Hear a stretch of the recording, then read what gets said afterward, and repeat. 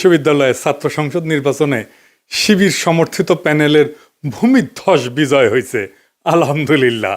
ছাত্রদল সমর্থিত প্যানেলের VP candidate fight দিছে, তাও শেষ রক্ষা হয় নাই। যদিও ছাত্রদল প্যানেলের ভিপি ক্যান্ডিডেট কিন্তু গণ অধিকার পরিষদের, ছাত্রদল করা ছাত্র না। শিবির সমর্থিত প্যানেলের জন্য শুধু না, এটা জগন্নাথ বিশ্ববিদ্যালয়ের জন্য একটা ইতিহাস যে এটা জগন্নাথ বিশ্ববিদ্যালয়ের প্রথম ছাত্র সংসদ নির্বাচন।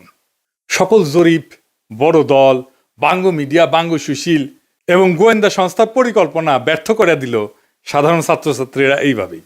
পুরনো আচার ব্যবহার দেখে এই সাধারণ ছাত্রছাত্রীরা তারা ছাত্রলীগের চাইতে কিংবা ছাত্র দলের চাইতে কিংবা অপরাপর সংগঠনগুলির চাইতে তাদেরকে ভালো মনে করেছে, ভোট দিয়েছে।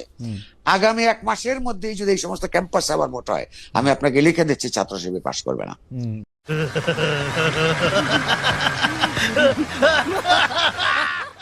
ইদানিং তো আবার জরিপ চলতেছে, জরিপে দেখা যায় বিএনপি ছাড়া কথা নাই। 70% লোক নাকি বিএনপিরে ভোট দিবে। এমিনেন্স একটা জরিপ করেছে, ওর মালিক আমার মেডিকেলের 3 বছরের জুনিয়র জাসদ করেছিল।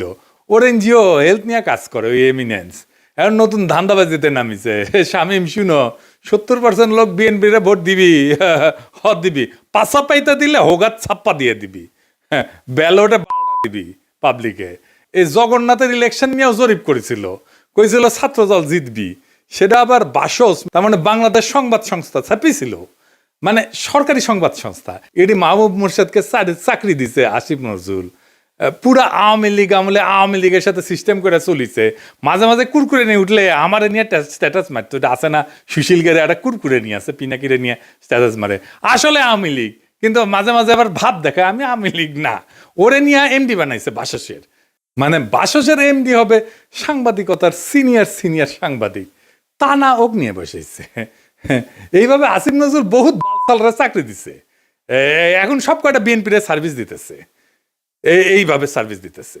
এরা জানে বিএনপি ক্ষমতা না আসতে পারলে হোগাত লাথি দিয়া খেতাবে, তাই হোগা দিয়া পাহাড় ঠেলিচ্ছে, যেটি লাথি খাবি সেটা দিয়া পাহাড় ঠেলিচ্ছে। এইগুলা এভাবে পুরা প্রফেসর ইউনূসের প্রশাসন বিএনপির জন্য খাটিচ্ছে, অভিনব উপায়ে খাটিচ্ছেন। এটা কথা কয়েনি প্রফেসর ইউনূসের প্রশাসন, উপদেষ্টা মণ্ডলী শুনেন, মন দিয়ে শুনেন। বৃহত্তর বিএনপির প্রফেসর ইউনূসের উপদেষ্টা পরিষদের শাখার সদস্যরা এবং প্রশাসনে বিএনপির লেসপেন্সাররা শুনে রাখেন, আপনারা রাষ্ট্রের কর্মচারী, ওই রাষ্ট্রের মালিক জনগণ, বিএনপি না। মাথায় রাখেন, একদিন না একদিন জনগণের সরকার আসবে ক্ষমতা, সেদিন কিন্তু কোনো ছাড় পাবেন না। সেই সরকার প্রফেসর ইউনূসের সরকারের মতো ধ্বজভঙ্গ সরকার হবে না, সেই সরকার হবে জুলাইয়ের আগুনে উদ্দীপ্ত সরকার। হোগার চামড়া কিন্তু তুলে নেওয়া হবে, মাইন্ড ইট, পলাহে পারবেন না। রাষ্ট্রের কর্মচারী হিসেবে নিরপেক্ষ থাকবেন, সামান্যতম পক্ষপাতিত্ব করবেন তো সেইটার কাফফারা দিতে হবে, মাপ নাই, সেই কাফফারা ভয়ঙ্কর হবে, সরি কওয়ার কলার টাইম পাবেন না। এবার আসেন আমরা দেখি কেন ছাত্রদল এভাবে হারিচ্ছে, আর নাম হয়েছে হারু পাট্টি। হ্যাঁ বুঝে চাও। এই আলাপগুলো আমরা অনেক আগের থেকেই করিচ্ছি। প্রথম কারণ হইতেছে তাদের দীর্ঘদিন ছাত্রদলে কোনো রিক্রুটমেন্ট নাই, নতুন ছাত্র ঢোকেনি, না ঢুকলে দল থেকে আওয়ামী বিরোধী ছাত্র রাজনীতি তো বন্ধ থাকে নাই, তাই না? ওরা কয় যে শিবির আছে কারণ ওরা গুপ্ত রাজনীতি করছে, তা আওয়ামী বিরোধী ছাত্র রাজনীতি কি বন্ধ ছিল? ছাত্রলীগের লুঙ্গির তলে ছিল নাকি শিবির? নূরের দল তাইলে কেমনে তৈরি হইল? নাহিদ আসিফরা কিভাবে তৈরি হইল? ওরা তো গুপ্ত রাজনীতি করে নাই, শিবির প্রকাশ্য রাজনীতি করে নাই, কারণ সে বিপ্লবী রাজনীতি করছে। বিপ্লব মানে এক্সিস্টিং সিস্টেমের রাপসার, এটার ভেঙে ফেলতে হয়। যেই শক্তি প্রকাশ্য সে ইতিমধ্যে রাষ্ট্রীয় নজরদারির ভিতরে থাকে, তাই সে রাপসার করতে পারে না এক্সিস্টিং সিস্টেমকে, বিপ্লবী হইতে পারে না। বিপ্লব মানে অসম লড়াই, এইখানে ট্রান্সপারেন্সি থাকাটা আত্মঘাতী, গোপনীয়তা এখানে নৈতিকতা না, এইখানে স্ট্রাকচারাল নেসেসিটি। বিপ্লবী হইতে হইলে তাকে গোপনে রাজনীতি করতে হবে। এই কাজটা করেছে শিবির, সেই জন্য বিপ্লবী ক্যারেক্টার নিয়ে দাঁড়াইছে, সেই জন্যই তারা এই ভূখণ্ডের ইতিহাসে সবচেয়ে শক্তিশালী ছাত্র সংগঠন হিসেবে উত্থিত হয়েছে। গুপ্ত ছিল, ছাত্রলীগের লুঙ্গির তলে ছিল, এইসব বইলা লাভ হয়েছে কেন? বালটা হয়েছে, হয় নাই, হবেও না। এইবার দ্বিতীয় ইস্যু, বিএনপির ভুল রাজনীতি। ভুল বলাটা ঠিক না, মানে যেই রাজনীতি করতেছে, মুক্তিযুদ্ধের চেতনা মারাইতেছে, সেটা আত্মঘাতী হইতেছে। ক্রমাগত তারা মুক্তিযুদ্ধের চেতনা ডুবন্ত নৌকায় চইরা নিজের রাজনৈতিক ভবিষ্যৎকে ধ্বংস করিচ্ছে।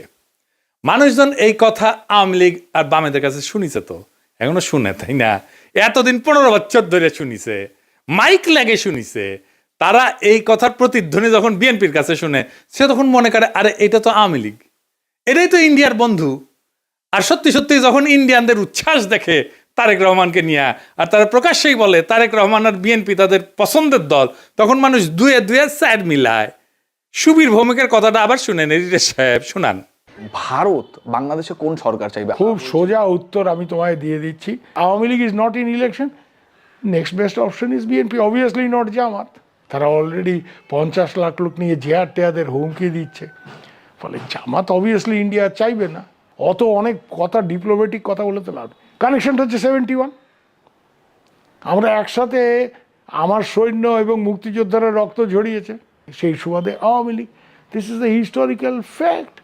তো এই জায়গাতে হঠাৎ করে আজকে অন্য কিছু ডাইনামিক্স চলে আসবে, এটা তো আশা করাটাও ভুল।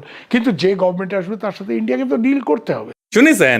এই সুবীর ভৌমিকের কথাটা কাইটে নিয়ে মোবাইলে সেভ করে রাখবেন, আর ভোটার ক্যাম্পেইনে গেলে এটা ভোটারদের শুনেবেন, কাম সারা হয়ে যাবে। ভোটার পাশায় ছাপ দিয়া ভোট দিবে বিএনপিতে। আর তার উপরে যদি দেখে সেই আওয়ামী লীগের অলিগার্ক লবণ কামালদের সাথে তারেক রহমানের হাত মিলায়, তখন পাবলিকে বুঝা যায় এটা সেই আগের বন্দোবস্ত। আমরা হাসিনাকে তাড়াইছি, কিন্তু তার তৈরি বন্দোবস্ত এখনো আছে, আর এই বন্দোবস্তের মালিকানা নিছে বিএনপি।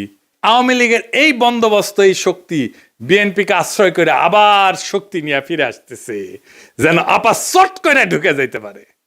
ইউনিভার্সিটিগুলোতে বিএনপির এই অবস্থা হইতো না যদি আমার চাইনিজ বুদ্ধি নিত। সেটা তো বিএনপি শুনবে না, সে শুনবে ভুট্টো সাহেবের কথা। যাই হোক, আমার ক্ষুদ্র ভাতারা কবে আন্নার কাছে দাদা সব স্ট্র্যাটেজি থাকে না, তা থাকে না। তাই স্ট্র্যাটেজি আমি বানাইবার পারি, কয়া দিতেছি, কমো কয়া দি। এখন তো কয়া দিলেও কোনো লাভ করবার পারবি না, কিন্তু কয়া দি যে কেমনে এটা করা যায় গেল নি। আসেন এটা শুনি দেখি, মজা পাবেন কলে। ছাত্র দলে যে রিক্রুটমেন্ট নাই, এটা তারেক রহমান সহ সব বিএনপি নেতারা জানে, স্থায়ী কমিটির সবাই জানে, স্বীকার করে, কিন্তু এইটারে কেমনে ম্যানেজ করবে সেটা জানে না। এই প্রসঙ্গে একটা প্রফেশনাল গল্প বলি আর কি, খুব বেসিক কনসেপ্টের গল্প আর কি। প্রোডাক্ট লাইফ সাইকেলের মার্কেটিংয়ের একটা খুব বেসিক কনসেপ্ট। কিসে দেয়? যে কোনো প্রতিষ্ঠানের, মানুষের, দলের, পণ্যের একটা লাইফ সাইকেল থাকে বা জীবন চক্র থাকে। মানে জন্ম, বেড়ে ওঠা, তারুণ্য, যৌবন, বার্ধক্য, মৃত্যু, মানুষের যে জীবন চক্র ঠিক তেমন একটা দলের বা পণ্যের ঠিক এরকম লাইফ সাইকেল বা জীবন চক্র থাকে। প্রথমে এটাকে বলা হয় ইন্ট্রোডাকশন বা উদ্ভব পর্ব, গ্রোথ বা উত্থান পর্ব, ম্যাচুরিটি বা আধিপত্য পর্ব, ডিক্লাইন বা পতন পর্ব। শিবির আছে উত্থান পর্বে, ছাত্রদল আছে পতন পর্বে। বুঝছাও? এইটা সব দেখে দেন কে কোনটি আছে। এই লাইফ সাইকেলকে চাইলে এক্সটেন্ড করা যায়। ম্যাচুরিটিতে আসলে আলাদা স্ট্র্যাটেজি নিতে হয়, যেন আবার নতুন কইরা সে উত্থান পর্বে চলে যেতে পারে। এই পতন পর্ব শুরু হইলেও আবার তাকে উত্থান পর্বে নিয়ে যাওয়া যায় কলে কিছু কিছু বিশেষ ক্ষেত্রে, কিন্তু একটা জায়গা আনা যায় না। সেটা হইতেছে হিস্টোরিক্যাল লেজিটিমেসি কোলাপস যদি হয় পলিটিক্যাল পার্টির ক্ষেত্রে। এটা শুনতে খটোমটো লাগলেও সোজা কলে, খুবই সোজা। মানে আমি যা বইলা আমার বৈধতা আনিছি তার উল্টা কাজ করলে লেজিটিমেসি কোলাপস হয়। এইটা ছাত্রদল আর বিএনপি দুইটারই হয়েছে। বিএনপি মুক্তিযুদ্ধরে তার পলিটিক্যাল অ্যাঙ্কার বানাইছে, উঠি খুঁটি গাড়িছে, কিন্তু বিএনপি ছিল আওয়ামী লীগের মুক্তিযুদ্ধের বয়ানের অ্যান্টিথিসিস। মুক্তিযুদ্ধ হয়েছে বাঙালি জাতীয়তাবাদের স্লোগান নিয়ে, তাই না? সংবিধানে তো ঢুকেছে। তো বিএনপি আসছে বাংলাদেশি জাতীয়তাবাদ নিয়ে। মুক্তিযুদ্ধের চেতনা ছিল ধর্ম নিরপেক্ষতা, বিএনপি আনিছে পরম করুণাময় আল্লাহ তাআলার উপর পূর্ণ আস্থা এবং বিশ্বাস। আওয়ামী মুক্তিযুদ্ধের লক্ষ্য ছিল সমাজতন্ত্র, বিএনপি কইছে না না, সমাজতন্ত্র মানে যদি হয় অর্থনৈতিক এবং সামাজিক ন্যায় বিচার, তাইলে ঠিক আছে, অন্য সমাজতন্ত্র আমি মানি না। বিএনপি ওইটা নিয়ে লেজিটিমেসি পাইছিল, ওই লেজিটিমেসি কোল্যাপস করেছে 2024-এর 5ই আগস্টের পরে, যখন মুক্তিযুদ্ধ। এই জন্যই বিএনপি জিততে পারবে না সামনের ইলেকশনে। কিন্তু ছাত্রদল এটা ডিক্লাইন ফেজে গেছে আরো আগেই। মানে বিএনপির লেজিটিমেসি কোলাপস করার আগেই গেছে। সেই জন্য আমি কইতেছি যে কিভাবে বিএনপি যদি লেজিটিমেসির কোলাপস না হইতো তাহলে ছাত্র দলকে বাঁচাইতে পারতো, এখন সে চাইলেও পারবে না বাঁচাইতে। কেমনে পারতো? প্রথমে ছাত্র দলকে বিলুপ্ত করে দিতে হইতো, থেকে লাভ নাই, কারণ দল তো নাই, সমর্থন নাই, রিক্রুটমেন্ট নাই, থেকে লাভ কি? ভোটে জিতে না, হারু পাট্টি।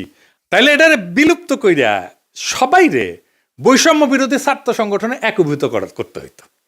এটা হইলে বৈষম্য বিরোধী ছাত্র সংগঠনের সবচেয়ে বড় স্টেক হোল্ডার হইতো ছাত্র দল থেকে আসা লোকগুলা। বৈষম্য বিরোধী ছাত্র সংগঠনই হইতো বিএনপির গণছাত্র সংগঠন।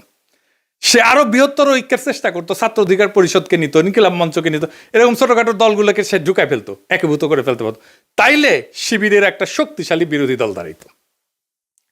এটা হইলে শিবিরের সাথে শক্ত ফাইট দিতে পারতো, অনেক জায়গায় জিতেও যেতে পারতো। আর যে রিক্রুটমেন্টের গ্যাপ তৈরি হয়েছে সেটা পূরণ হইতো, কারণ এই বৈষম্য বিরোধী ছাত্ররা তো ছাত্র দল করে না, এরা তো নতুন তরুণ, আরো তরুণ, এরা ঢুকতো, তাইলে তার গ্যাপটা পূরণ হইতো। এখন ইলেকশন হইতেছে আর মারা খাইতেছে বিএনপি, নামই হয়ে গেছে হারু পাট্টি। এখন আমার ক্ষুদ্র ভাতারা একটা বিরাট কোশ্চেন করে ফেলতে পারে আমাকে, আমি কালে ডরে আছি। হ্যাঁ, যে কয় যদি দাদা দলে যদি এইভাবে লাইফ সাইকেলের মধ্যে যায়, উত্থান পতনের মধ্যে দিয়া যায়, তাহলে তো আমেরিকা রিপাবলিকান আর ডেমোক্রেটদের মইরা ভূত হয়ে যাওয়ার কথাই ছিল। এইগুলো তো ভালোই টিকে আছে।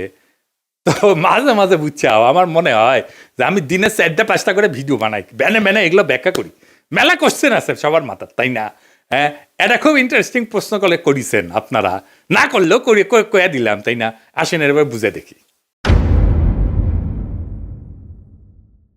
আমেরিকান রিপাবলিকান আর ডেমোক্রেটিক পার্টি এটা স্বাভাবিক রাজনৈতিক দল না, ওইগুলো কার্যত রাষ্ট্রের ভেতরে একটা ইনস্টিটিউশনালাইজ পাওয়ার মেকানিজম।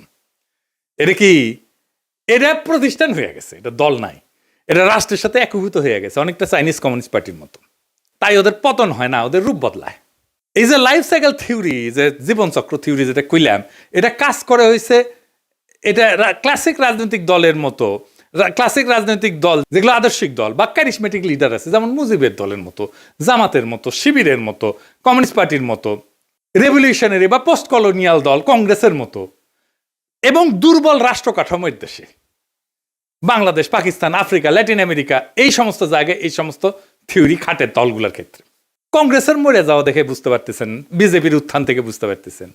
আমেরিকান পার্টিগুলো আলাদা, রিপাবলিকান পার্টি, ডেমোক্রেটিক পার্টি, কোনোটাই কোনো ইডিওলজি না, কিন্তু কোনোটা একজন লিডারের উপরে দাঁড়ানো না, আদর্শিক নেতা নাই, কোনোটা একটা শ্রেণীর একচ্ছত্র প্রতিনিধি না, বরং এরা হইলো একটা নির্বাচনী ঐক্যের একটা ফ্রন্ট। এবং এরা কখনো পতন হয় না কয়েকটা কারণে, আমি এটা করে বলি।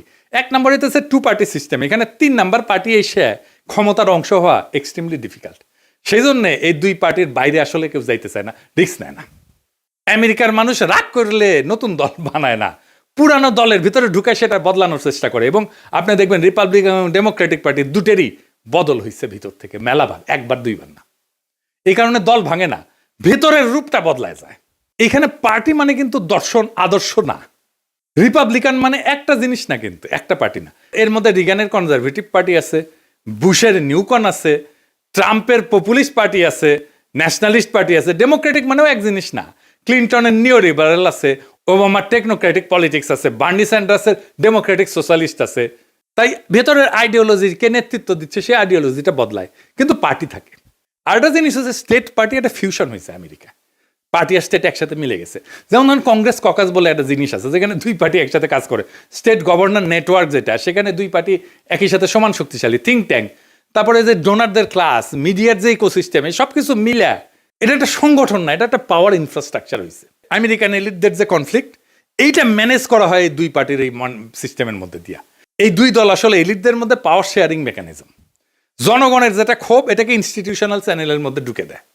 আর এরা ক্রাইসিসে ভেঙে যায় না, রিব্র্যান্ড করে নিজেদেরকে। যেমন ধরেন ভিয়েতনাম যুদ্ধের পরে ডেমোক্রেটদের রিফর্ম হয়েছিল, সিভিল রাইট মুভমেন্টের পরে রিপাবলিকানরা একটা সাউদার্ন স্ট্র্যাটেজি নিয়েছিল। 2016-তে সেটাতে ট্রাম্পের নতুন তত্ত্ব, এই পপুলিস্ট তত্ত্ব নিছে।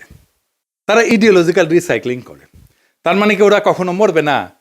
মরবে, কিন্তু পার্টির নাম মরবে না, ভেতরের আত্মা মরে যাবে। আজকের রিপাবলিকান পার্টি লিঙ্কনের রিপাবলিকান পার্টি না, আইসেনহাওয়ারের রিপাবলিকান পার্টি না। আজকের Democratic party John F Kennedy Democratic party না, বা ফ্র্যাঙ্কলিন রুজভেল্টের ডেমোক্রেটিক পার্টি না, কিন্তু লেভেলটা টিকে থাকে দলের, কারণ লেভেলটাই পাওয়ারের টিকিট। বাংলাদেশের দল মানে রাজনীতি, আমেরিকায় দল মানে রাষ্ট্র পরিচালনার সফটওয়্যার। সফটওয়্যার তো আপডেট হয়, ডিলিট হয় না, ইনকাই আর কি। সেই জন্যে এগুলা ডিক্লাইন হয় না। তো জগন্নাথ বিশ্ববিদ্যালয়ের নতুন ছাত্র সংসদকে অভিনন্দন। এই বিজয় কোনো দলের কিন্তু একক বিজয় না, এটা সাধারণ ছাত্রছাত্রীদের বুদ্ধিবৃত্তিক বিদ্রোহের ফল। আপনাদের সামনে কাজ অনেক। আপনাদের ক্যাম্পাসে এখনো পর্যাপ্ত ক্লাসরুম নাই, পর্যাপ্ত টয়লেট নাই, বিশেষ করে নারীদের টয়লেট নাই, স্যানিটেশন সংকট আছে, আবাসন নাই, ক্যান্টিন নাই। এই সমস্যাগুলো আজও সমাধান হয়নি, কারণ এগুলো কখনোই রাষ্ট্রের কাছে অপরিহার্য সংকট হয়ে ওঠেনি। এখন দায়িত্ব আপনাদের এই সংকটগুলোকে দাবি থেকে প্রয়োজন, প্রয়োজন থেকে অনিবার্যতায় রূপান্তর করার। রাষ্ট্র সাধারণত তখনই নৈরাচরে বসে যখন বোঝে এই সমস্যার সমাধান না হইলে স্বাভাবিক শাসন চলবে না। আমি বিশ্বাস করি ঐতিহাসিক ছাত্র সংসদ যদি সংগঠিত, ধারাবাহিক এবং নৈতিক চাপ তৈরি করতে পারে, তাইলে এই ক্যাম্পাসের বাস্তবতা বদলাইতে বাধ্য হবে। আর একটা কথা পরিষ্কার করিয়া বলি, প্রফেসর ইউনূসের সরকার এবং প্রশাসনকে রাষ্ট্রের কর্মচারীরা কারো দলীয় সম্পদ না। রাষ্ট্রের মালিক জনগণ। সময় বদলায়, সরকার বদলায়, কিন্তু দায় থেকে কেউ কিন্তু মুক্ত হয় না। আজ যারা সিদ্ধান্ত নিচ্ছেন যে আপনারা বিএনপির ক্ষমতায় আনবেন এবং বিএনপির লেসপেন্সারি করবেন, আপনাদের মনে রাখা উচিত ইতিহাস কখনো হঠাৎ বিচার করে না, কিন্তু একদিন ঠিকই হিসাব খুঁড়ে নেয়। আর এই ছাত্র সংসদের কাছে আমার প্রত্যাশা একটাই, আপনারা ভবিষ্যতের জন্য